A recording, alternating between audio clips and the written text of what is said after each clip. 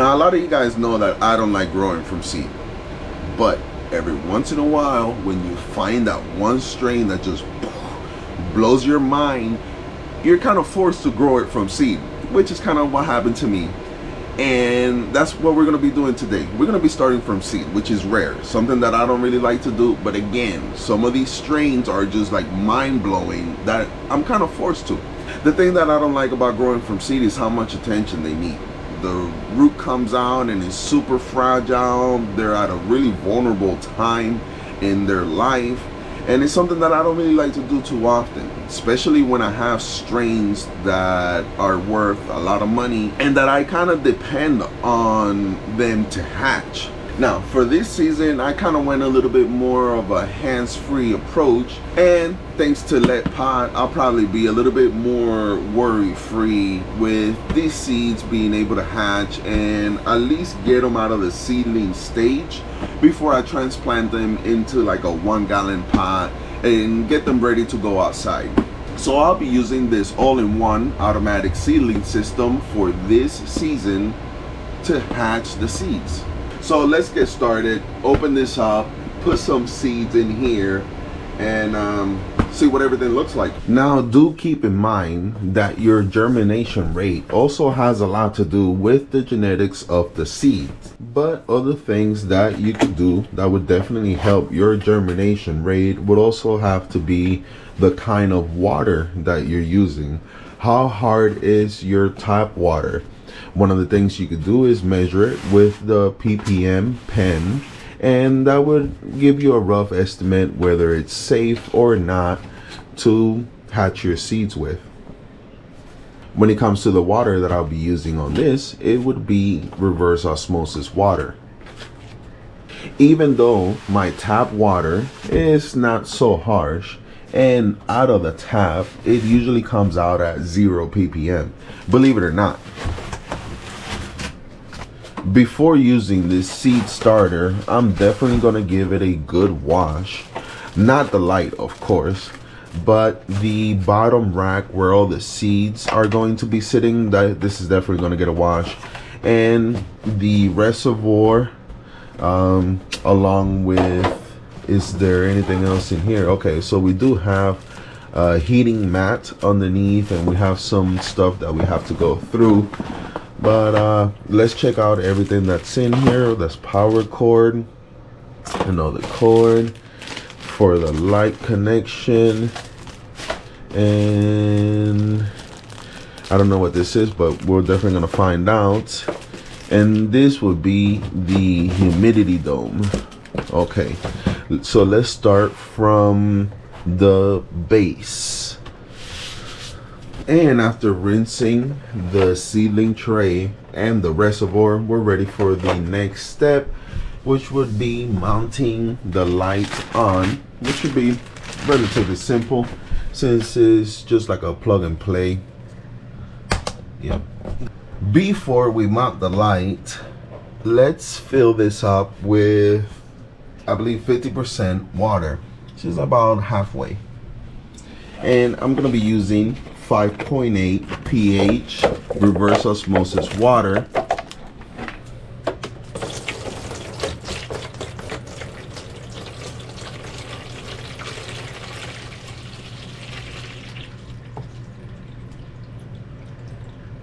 To about the 50% or halfway mark.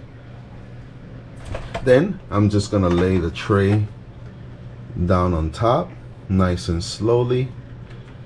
Let that water come through. And next, I'll be throwing in my little grow cubes in with as many seeds as I'm going to plant this season.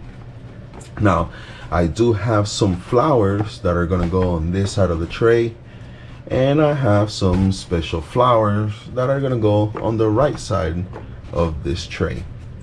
So for the exotic strains this season, we're going to be growing them in here.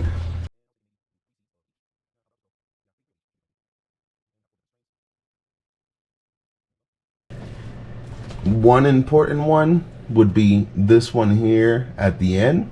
because it would be the one that takes your temperature reading, which is this little cable that we could install right now. It basically goes on the back right here, right here. It plugs in and it just sits on top the probe inside of the little soil. Actually, we could probably make it on this one here instead of here. We could probably put it here, set that in there, and this could go in here like that. And while it's loading, we could go ahead and add power to it, so we could go through the features and see how everything works. And we could probably mount the light right now, since we're not going to be needing to add water or do anything from the top. Okay, the power button turns it on and off. The light, very simple. There's two settings: brightest, off, or on the first. We should be fine as long. And again, this is for the manual settings. You could go in the app and do it through the app with a lot more flexibility. Now, I would say the only downside that I see so far is that you're not manually able to change the light cycle from 12:12 to, for example, like 18:6 or 20:4. However, when you go on the app, you're able to pretty much do the light schedule however you want it, any time of day, and you have all the flexibilities. I just wish that was included in the manual mode, but at least it's in the app, and then you can monitor everything from the app even if you're away from the house, like the soil temperature and stuff like that. So it's definitely a plus, but it came at a little bit of a cost not having it in the manual mode, but it's no biggie. So next, now that we see all the little cubes are hydrated, we're gonna go ahead and get them in there, make sure they're all properly in their little square, and let's go ahead and start putting some seeds in here, and then we'll go ahead and cover it, and we'll talk more about the humidity dome as we go on. And now let's take a look at the strains that are gonna be going in here. Well, they're gonna be going in here and then eventually outdoors and some indoors. First, we have the Banchetti buttercream. Next, we have the Fantafina. Oh, I should mention the Banchetti buttercream. I'm going to be hatching more of those. I think it's going to be like 6 of them because of the germination rate, I believe. The Phantom Feline, I'm going to be hatching 4 of these. And the Jacks or Jackies, I don't know, I've never seen that word or that name before ever in my life. So yeah, Jacks or Jackies, whichever one. That's the other 4 that I'm going to be growing. And then the Psycho Jordan, it's going to be for another grow, so be sure to hit that subscribe button because you don't want to miss that one strain. But yeah guys, we have a killer lineup. And on this side, we're gonna be hatching, it's like, I think it's definitely one of my personal favorite flowers. If you guys don't know what it is, it's a little tiny seeds that I grew last year, and I collected last year, and then I had them in the refrigerator just because they have to go through like a freezing process, and yeah, there's a whole thing you have to do with these seeds in order for them to germinate. And I want to know if I did it right, if I did it properly. They should germinate right in here within a couple of days, right alongside some dank. So yeah guys, let's go ahead and start putting these seeds in where they go. I should also mention I got a little bit of cocoa core that I'm just gonna put over the top of the hole just to cover the seed, and then just let the seed do the rest of the work from there. But okay guys, let's start getting these seeds and where they go.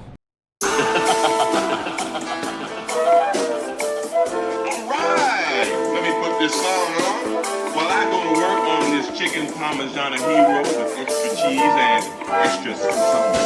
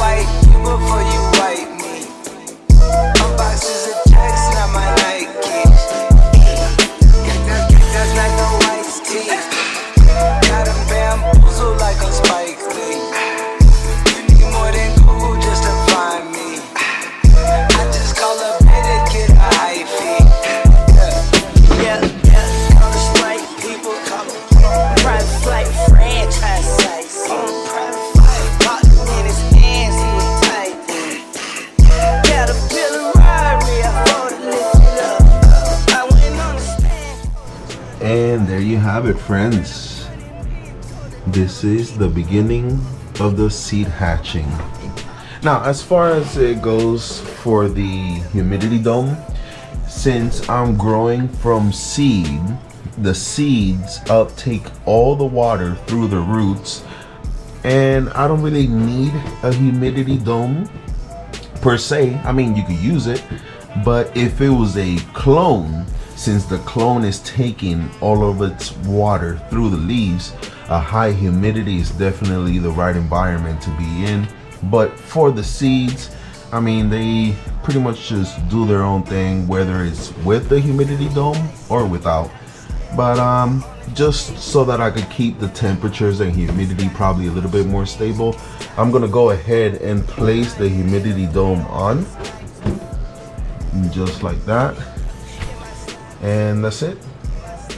We'll see here, check on them daily and see what they look like. I have one side of the vent open on the dome, and this side of the vent I'm gonna have closed. And yeah, guys, there you go.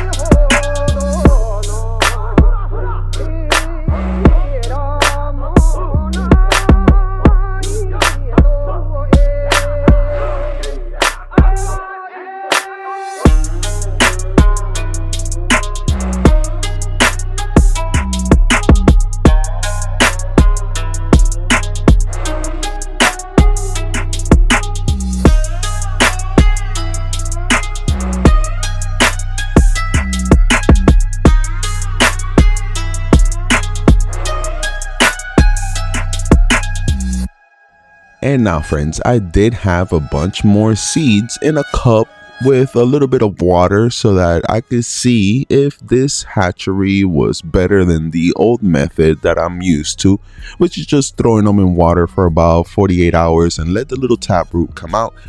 But to my surprise, I lost all the seeds that I put in the cup of water. None of them hatched. I had 4 Banchetti buttercream and 2 Hawaiian coins that I really wanted, and I put them in the little cup with water, and none of them germinated. And the strain with the lowest rate was the Banchetti buttercream, and here in this device I ended up with 7 of 8. So I'm just gonna stop throwing money away, and from now on I'm just gonna start using this to hatch my expensive seeds.